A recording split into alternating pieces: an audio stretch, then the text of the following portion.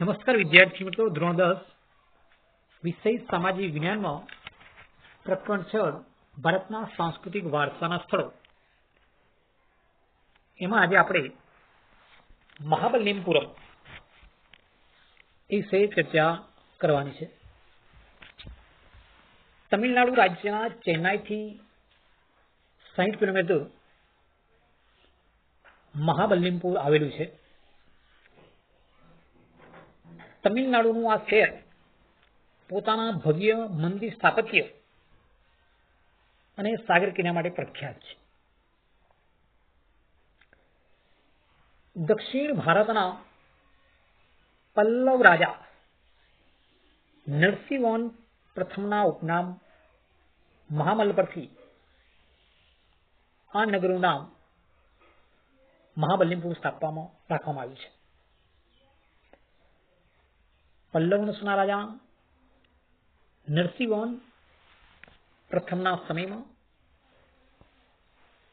અહીં કુલ 7 રથ મંદિરોનું નિર્માણ કરવામાં આવ્યું.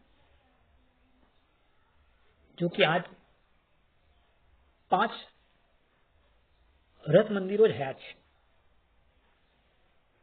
2 મંદિરો દરિયામાં વિલીન થઈ ગયા છે. હાસ્ય મુદ્રામાં વિષ્ણુની મૂર્તિ તથા મહિષાસુરનો વધ કરતી દુર્ગા દેવીનું શિલ્પ જોવા લાયક છે. વિશ્વભરમાં ખડક શિલ્પના બેનનું સ્થાપત્ય ધરાવતું મહાબલિપુર પ્રાચીન ભારતનું એક જાણીતું બંદર છે. ટૂંકમાં સમજી લઈએ કે તમિલનાડુથી રાજ્યના ચેન્નઈથી 60 કિલોમીટર દૂર આ મહાબલિપુર આવેલું છે. પોતાના ભવ્ય મંદિર સ્થાપત્ય અને સાગર કિનારા માટે પ્રખ્યાત છે કે હિન્દ મહાસાગર કિનારે આવેલું છે. દક્ષિણ ભારતના જે પલ્લવ વંશના રાજાઓ થયા એમાં રાજા નરસિંહવર્મનના ઉપનામ મહામલ્લમ પરથી આ નગરનું નામ મહાબલિપુર રાખવામાં આવ્યું છે. અહીંયા કુલ 7 રથ મંદિરોનું નિર્માણ કરવામાં આવ્યું. જો કે આજે 5 રથ મંદિરો હયાત છે અને 2 રથ મંદિરો દરિયામાં વિલીન થઈ ગયા છે. એ સિવાય આપણે જોઈએ તો અહીંયા હાસ્ય મુદ્રામાં વિષ્ણુની મૂર્તિ તથા મહિષાસુરનો વધ કરતી દુર્ગાદેવીનું શિલ્પ જોવા લાયક છે. મહાબલિપુર વિશ્વભરમાં ખડક શિલ્પના બેનમૂન સ્થાપત્ય ધરાવતું મહાબલિપુર પ્રાચીન ભારતનું એક જાણીતું બંદર પણ હતું. એટલે દરિયા કિનારે હોવાથી મહાબલિપુર પ્રાચીન ભારતનું બંદર પણ હતું. પટ્ટદકલ એ કર્ણાટક રાજ્યમાં બદામીથી 16 કિલોમીટર દૂર આવેલું નગર છે. પટ્ટદકલ એ ચાલુક્ય વંશની રાજધાનીનું નગર હતું. 7મી 8મી સદીમાં નિર્માણ થયેલા આ મંદિરોના નાગર અને દ્રવિડ શૈલીનો ઉપયોગ થયેલો જોવા મળે છે. પટ્ટદકલનું સૌથી મોટું મંદિર વિરૂપાક્ષ એટલે કે શિવનું મંદિર છે. લગભગ પટ્ટદકલ સૌથી મોટું વિરૂપાક્ષ મંદિર શિવનું મંદિર એ ખાલીગ્રામમાં આવી શકે છે. ટૂંકામાં કદાચ 2 માર્ક્સનો પ્રશ્ન આપણે ચર્ચા કરી તે મુજબ હોય છે. હવે આપણે ખજૂરોના મંદિરો વિશે જોઈએ કે મધ્યપ્રદેશના છતરપુર જિલ્લામાં ખજુરાહો ખાતે આ મંદિર આવેલા છે. ખજુરાહો એ બુંદેલખંડના ચંદેલ રાજાઓની રાજધાનીનું સ્થળ હતું. એનો સમયગાળો છે ઈસવીસન 905 થી 1050. 80 જેટલા મંદિરોનું નિર્માણ થયું હતું. આજે અહીં 25 મંદિરો હયાત છે. મોટાભાગના શૈવ મંદિરો હતા, કેટલાક વૈષ્ણવ અને જૈન મંદિરો છે. આ બધા જ મંદિરો રચના શૈલી અને શિલ્પ વિધાન લગભગ સમાનતા ધરાવે છે. આ મંદિરોમાં 64 યોગીનું મંદિર મુખ્ય છે. આ મંદિરની તેની તોરણ આકારની શૈલી, અલંકાર શૈલી માટે જાણીતું છે. પ્રારંભિક સમયના જે બધા મંદિરો ગ્રેટનાગના પથ્થરમાંથી બનાવવામાં આવેલ ખજૂરોના મંદિરો નાગર શૈલીમાં નિર્માણ થયા છે. દેશ વિદેશના પ્રવાસીઓ ખજૂરાના મંદિરની શિલ્પકલા, મૂર્તિકલા અને વાસ્તુકલા જોઈને મંત્રભૂત બને છે. કોણાર્કના સૂર્ય મંદિરની વાત કરીએ તો ઓડિશા રાજ્યના પુરી જિલ્લામાં બંગાળના અખાત પાસે કોણાર્કનું સૂર્ય મંદિર આવેલું છે. આ મંદિરનું નિર્માણ 13મી સદીમાં ગંગ વંશના રાજા નરસિંહવર્મન પ્રથમના સમયમાં થયું. આ રથ મંદિર 7 અશ્વો વડે ખેંચાતા સૂર્યના રથનું સ્વરૂપ પામ્યું છે.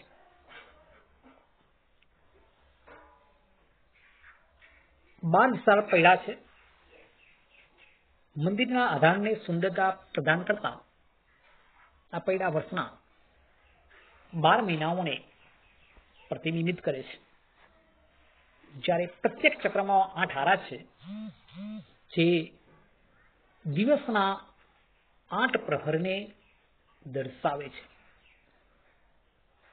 રૂપાંકનોની વિગત અને વિવિધ્યની દ્રષ્ટિ બાબતમાં આ મંદિરો અદ્વિતીય છે. આ મંદિરનું નિર્માણ કાળા પથ્થરોમાં થયેલું હોવાથી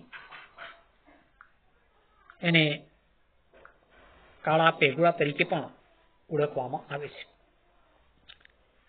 દિવ્ય, સાંસારિક અને સજાવટી એમણે ત્રણેય પ્રકારના શિલ્પોમાં 13મી સદીની ઓડિશાની સંસ્કૃતિ અને સભ્યતાનું પ્રતિબિંબ પડેલું જોવા મળે છે.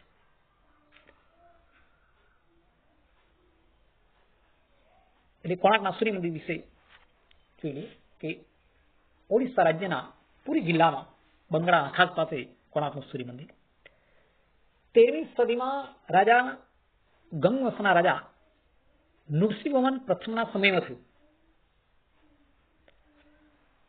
7 રસ મંદિરો જે અશ્વ વડે ખેંચાતા રથના સ્વરૂપનું, સૂર્યના રથનું સ્વરૂપ પામ્યું હતું. 12 વિશાળ પૈડા છે, જે 12 પૈડાઓ 12 મહિનાઓને પ્રતિબિંબિત કરે છે. જ્યારે પ્રત્યેક ચક્રની અંદર 8 હારા છે, એ દિવસના 8 પ્રહરને દર્શાવે છે. વિષય વૈવિધ્યની દ્રષ્ટિએ આ મંદિર અદ્વિતીય છે. આ મંદિરનું નિર્માણ કાળા પથ્થરોમાં થયેલું હોવાથી એને કાળા પેગોડા તરીકે પણ ઓળખવામાં આવે છે. દિવ્ય, સાંસારિક, સજાવટી એમ ત્રણેય પ્રકારના શિલ્પોમાં 13મી સદીની ઓડિશાની સંસ્કૃતિ અને સભ્યતાનું પ્રતિબિંબ પડેલું જોવા મળે છે. કોણાર્કના સૂર્ય મંદિરની વાત.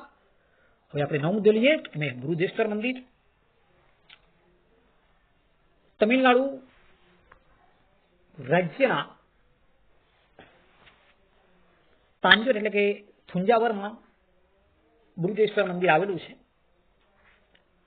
આ મંદિરનું નિર્માણ ઈસવીસન 1003 થી 1010 ના સમયગાળામાં થયું હતું. આ મંદિર મહાદેવ શિવનું હોવાથી તેને બૃહદેશ્વર મંદિર કહે છે. આ મંદિર ચોલ વંશના રાજા રાજરાજ પ્રથમે બંધાયું હોવાથી તેને રાજરાજેશ્વર મંદિર પણ કહે છે. આ મંદિર 500 ફૂટ લંબાઈ અને 250 ફૂટ પહોળાઈ ધરાવતા કોટવાળા ચોગનમાં બનાવેલું છે. આ મંદિરનું શિખર જમીનથી લગભગ 200 ફૂટ ઊંચું તે બૃહદેશ્વર મંદિર ઊંચા શિખરવાળા મંદિરમાં સ્થાન પામ્યું. ભવ્ય શિખર, વિશાળ કદમાં રહેલી સંવાદિતા, કલાત્મક સુશોભનને કારણે આ મંદિર ભારતીય સ્થાપત્ય કલાનો બેનમૂન વારસો ધરાવે છે. તેવી રીતે દ્રવિડ શૈલીમાં નિર્માણ પામેલા મંદિર દક્ષિણ ભારતના ભવ્ય મંદિરોમાં સ્થાન ધરાવે છે.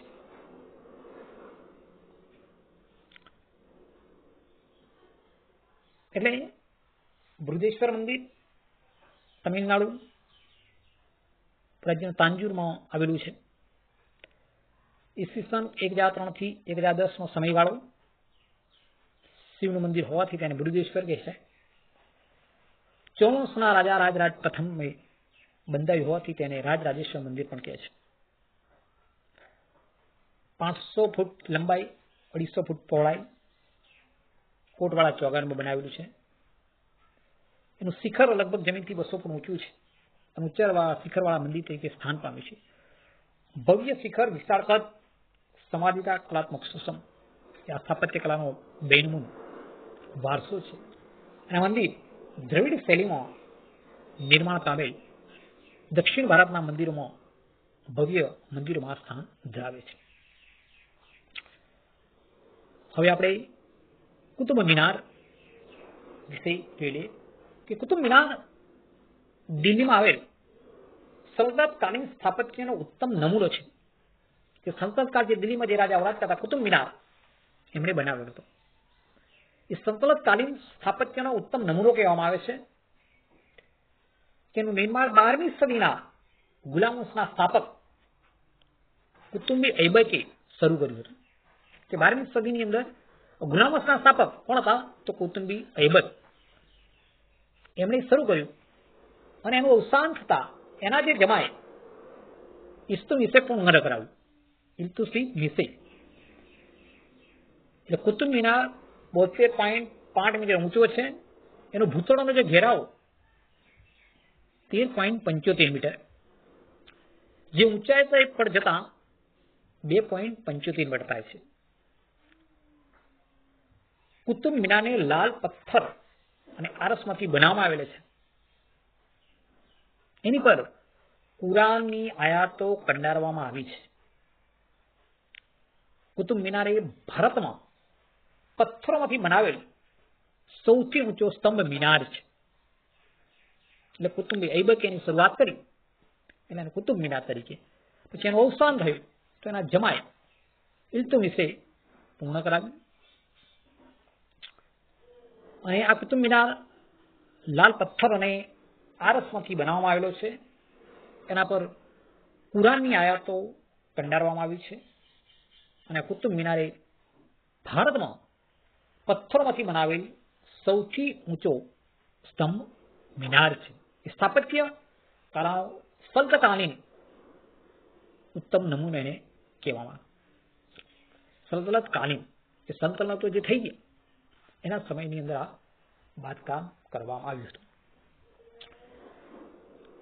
ત્યાર પછી હમ્પી એ પણ ખાસ સમજવા જેવું છે કે હમ્પી કર્ણાટક રાજ્યના બેલારી જિલ્લાના હોસપેટ તાલુકામાં આવેલું છે. કર્ણાટક રાજ્ય બેલારી જિલ્લાનું હોસપેટ તાલુકામાં આવેલ છે. હમ્પી વિજયનગર સામ્રાજ્યની રાજધાનીનું સ્થળ હતું. આ ખાસ ધ્યાન આપજો. હમ્પી એ વિજયનગર સામ્રાજ્યની રાજધાનીનું સ્થળ હતું. આ વિજયનગરના જે શાસકો હતા એ કલાપ્રેમી હતા. એ કલાને જાળવવાનું કામ કરતા. એને કલા ખૂબ પસંદ હતી. એટલે આ સમયમાં એમણે આ નગરની સ્થાપત્ય વિશિષ્ટ શૈલીનો વિકાસ થયો હતો. કે એમના રાજ્યની જે કલા પ્રેમિકો શાસકો આવ્યા એ બધા કલા પ્રેમી હોવાતા એ રાજ્યકાળ દરમિયાન વિજયનગર રાજ્યની અંદર સ્થાપત્યની વિશિષ્ટ શૈલીનો વિકાસ થયેલો જોવા મળે છે. એમાં કૃષ્ણદેવરાય પ્રથમના સમયમાં આ સ્થાપત્ય શૈલી સર્વોચ્ચ શિખરે પહોંચેલી. વિજયનગર સ્થાપત્ય શૈલીની મુખ્ય વિશેષતા વિશાળ પથ્થરોને કોતરીને કરવામાં આવેલા ભવ્ય ઊંચા કલાત્મક સ્તંભ છે. સ્તંભ અને સ્તંભાવલીઓ પર દેવો, મનુષ્ય, પશુ, યોદ્ધા, નર્તકી વગેરેના સુંદર અને કલાત્મક શિલ્પો કંડારેલા છે. વિજયનગરના સામ્રાજ્યમાં હમ્પીનગર કૃષ્ણરાય સમયમાં વિઠ્ઠલ મંદિર અને હજારા રામનું મંદિર નિર્માણ થયું. આ ઉપરાંત અહીંયા વિરૂપાક્ષ મંદિર, શિવકૃષ્ણ અને અચ્યુતરાયના મંદિરો પણ આવેલા છે. હમ્પીનગરની આ બધી બાબતો આપણે ધ્યાનમાં રાખવાની છે.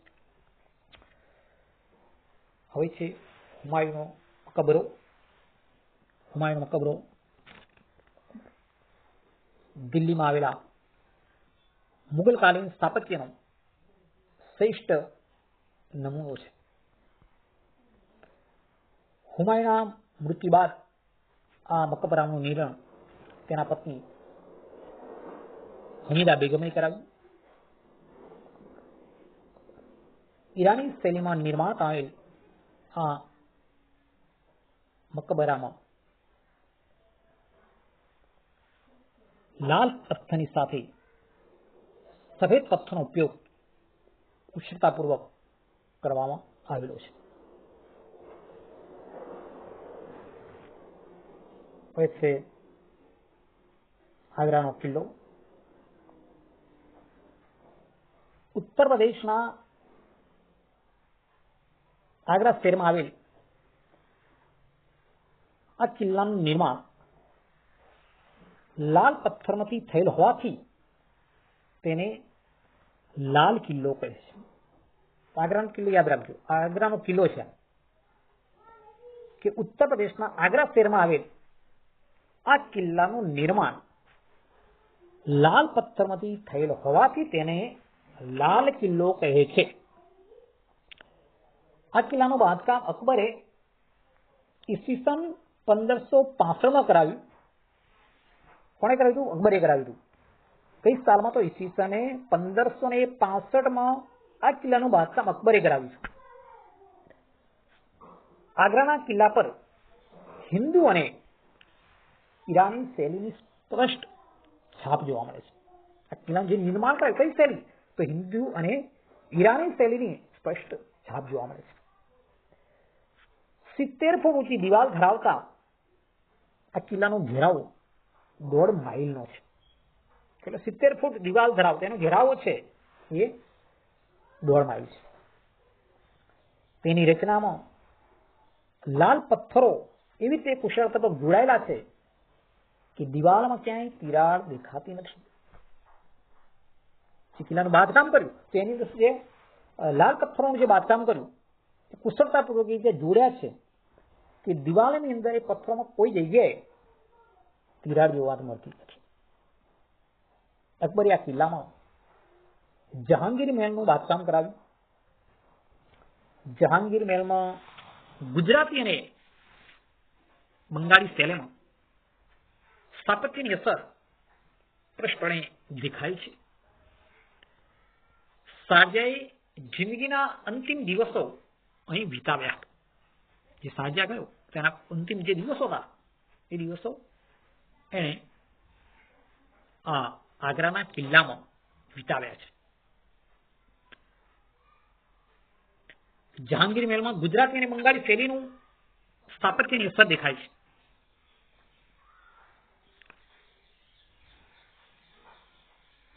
લાલ પથ્થરો એની વિશેષતા એટલે જ આપણે એને લાલ કિલ્લો કહેવામાં આવી રહ્યો છે.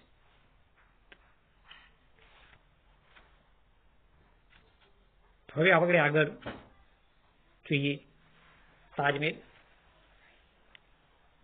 ભારતના ઉત્તર પ્રદેશ રાજ્યના આગ્રામાં યમુના નદીના કિનારે તાજમહેલ આવેલ છે. વિશ્વની 7 અજાયબીઓમાં સ્થાન ધરાવતા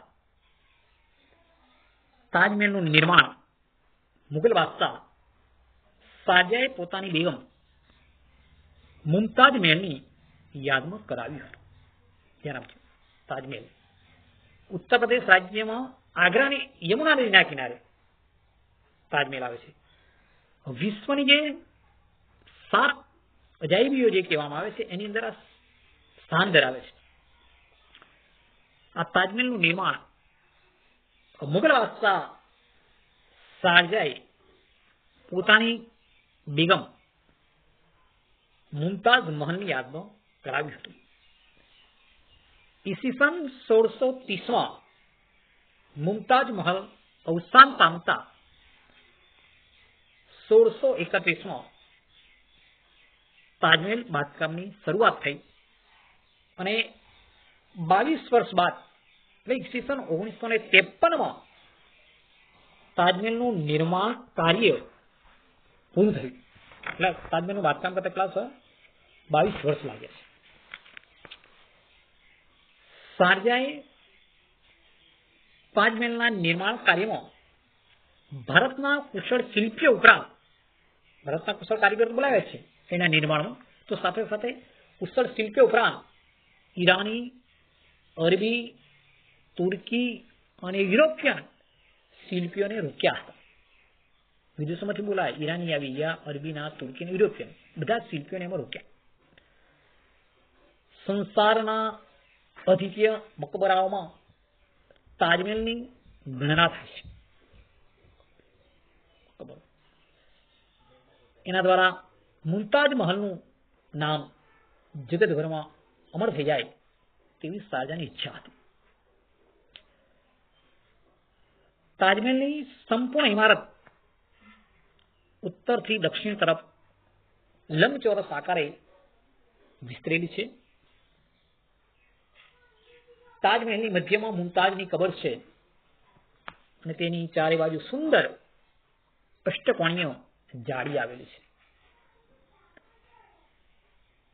તેની મહેરાબ પર એક યુક્તિ લખેલી છે કે સ્વર્ગના બગીચામાં પવિત્ર દિલોનું સ્વાગત છે. તાજમહેલ ભારતના સ્થાપત્ય કલાના વારસાને ગૌરવાન્વિત કરે છે. દેશ વિદેશના પ્રવાસીઓ માટે તાજમહેલ આકર્ષણનું કેન્દ્ર બની રહ્યો છે.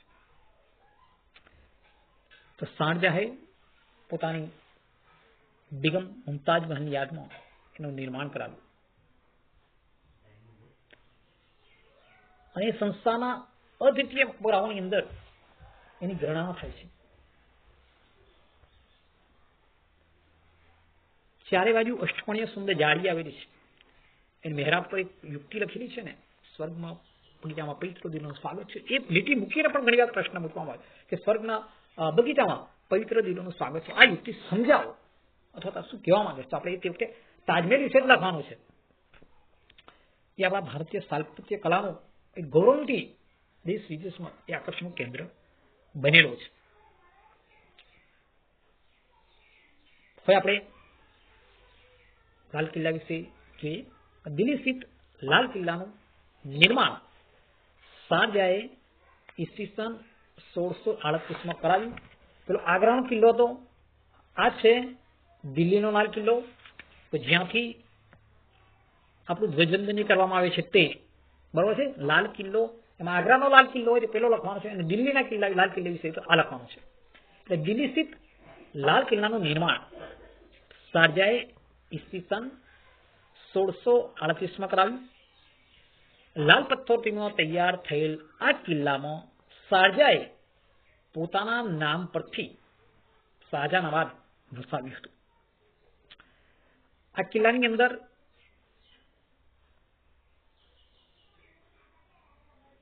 દીવાને ખાસ રંગમલ જેવી મનોહર ઇમારતો બંધાવી હતી. દીવાને ખાસ અનન્ય ઇમારતોની તુલનામાં વધુ અલંકૃત છે. તેની સજાવટમાં સોનું, ચાંદી, કિંમતી પથ્થરનો અદ્ભુત સમન્વય થયો છે. લાલ કિલ્લાની અન્ય ઇમારતોમાં રંગમહેલ, મુમતાઝનો સહી મહેલ, લાહોરી દરવાજા, મીના બજાર, મુગલ ગાર્ડન વગેરે આકર્ષણો સમાવેશ થાય છે. આ જ કિલ્લામાં શાહજહાએ કલાત્મક મયુરાસનનું સર્જન કરાવ્યું હતું, જેને નાદિર શાહ પોતાની સાથે ઈરાન લઈ ગયો હતો. લાલ કિલ્લો મુગલ સ્થાપત્ય કલાની ઉત્કૃષ્ટ ઇમારતોમાં સ્થાન ધરાવે છે. દર વર્ષે રાષ્ટ્રીય તહેવારના પ્રસંગે આ કિલ્લા પરથી ધ્વજવંદન કરવામાં આવે છે. એટલે દિલ્હીનો લાલ કિલ્લો શાહજહાનું નિર્માણ કરાવ્યું 1638. લાલ પથ્થરોમાંથી તૈયાર થયેલ આ કિલ્લામાં શાહજહાએ પોતાના જ નામ પરથી શાહજહાનાબાદ નગર વસાવ્યું. કિલ્લાની અંદર દીવાને આમ અને દીવાને ખાસ રંગમહેલ જેવી મનોહર ઇમારતો બંધાવી છે. આ કિલ્લાની અંદર ઇમારતો છે. દીવાને ખાસ તો અન્ય ઇમારતોની તુલનામાં વધુ અલંકૃત છે. એની સજાવટની અંદર શું છે? સોનું, ચાંદી, કિંમતી પથ્થરોનો અદ્ભુત સમન્વય કર્યો છે. લાલ કિલ્લામાં એ ઇમારતો સિવાય અન્ય ઇમારતોમાં જોઈએ તો રંગમહેલ, મુમતાઝનો સસી મહેલ, લાહોરી દરવાજા, મીના બજાર અને મુગલ ગાર્ડન વગેરે આકર્ષણોનો સમાવેશ થાય છે. આ જ કિલ્લામાં શાહજહાએ કલાત્મક મયુરાસનનું જે સર્જન કરાવ્યું, સુંદર મયુરાસન હતું, અને નાદિર શાહે પોતાની સાથે ઈરાન લઈ ગયો હતો. લાલ કિલ્લો મુખ્ય સ્થાપત્ય કલાની શ્રેષ્ઠ ઉત્કૃષ્ટ ઇમારતોમાં સ્થાન ધરાવે છે. અને દર વર્ષે આપણા જે રાષ્ટ્રીય તહેવાર હોય 15 ઓગસ્ટ, 26મી જાન્યુઆરીએ, તો અહીંયા ધ્વજવંદનનો કાર્યક્રમ કરવામાં આવે છે. એ જ મુજબ આપણે અહીંયા આજે આ તાસની અંદર એટલા મુદ્દાની લેવાના છે. એની અંદર આપણે આજે લગભગ મહાબલિપુરથી લઈને લાલ કિલ્લા સુધીના તમામ મુદ્દાઓની અહીંયા ચર્ચા કરેલી છે. બાકીના મુદ્દાઓની પછીના વિડીયોની અંદર આપણે લઈશું. એટલે આટલા મુદ્દાઓનો ચર્ચા જે કરી છે આપણે તમારે ધ્યાન પર લઈ લેવાનું છે. બીજું કે આપણે જે ટેસ્ટ આવી ગયો છે એટલે આના અનુસંધાનમાં વિડીયો તૈયાર કરેલા છે, કારણ કે આપણે જે અભ્યાસ ધીરે ધીરે ચલાવવાની વાત, અહીંયા ટેસ્ટ આવી ગયો એટલે વિડીયો દ્વારા આપણે એને પૂર્ણ કરી રહ્યા છે. એટલે આજે આ વિડીયો મૂક્યો છે, પછીના સમયમાં બીજો વિડીયો તમને આપીશું. એ મુજબ તમે અભ્યાસ કરવાનો છે. જે કંઈ પીડીએફ આવે એનો પણ તમે ધ્યાન આપજો. એટલે લગભગ પામાં છે, એટલે જેમ બને જેમ જેમ વિડીયો બનતા જાય એ પ્રમાણે તમારે કામ કરવાનું છે. એટલે પછીના તાસની અંદર લગભગ આપણે એને પૂર્ણ કરીશું, પછીના 2 પાર્ટ લઈશું. એટલે આપણે આજે આટલા સુધી રાખીએ છીએ. પછીના મુદ્દાઓ આપણે ફતેપુર સિકરી આવશે, ગોવાના દેવળો, ચાંપાનેર, ગુજરાતના સાંસ્કૃતિક વારસાના સ્થળો આવી જશે. અને પછી છે એના દક્ષિણ ભારતના પ્રાચીન મંદિરના સ્થળો. એ મુજબ આપણે લઈ લેવાનું છે. એટલે આજે આપણે આટલા જે મુદ્દા ચર્ચા કરી છે એ મુજબ તમારે એનો અભ્યાસ કરવાનો છે. અને આ બાબતમાં જે કંઈ પીડીએફ આપણે મૂકીએ છીએ એ તમે જોઈ લેજો અને મુજબ તૈયાર કરશો. આજે આપણે આટલા સુધી રાખીએ છીએ. ફરીના મુદ્દાઓની ચર્ચા ફરીના વિડીયોમાં આપણે મૂકીશું. ત્યાં સુધી અસ્તુ.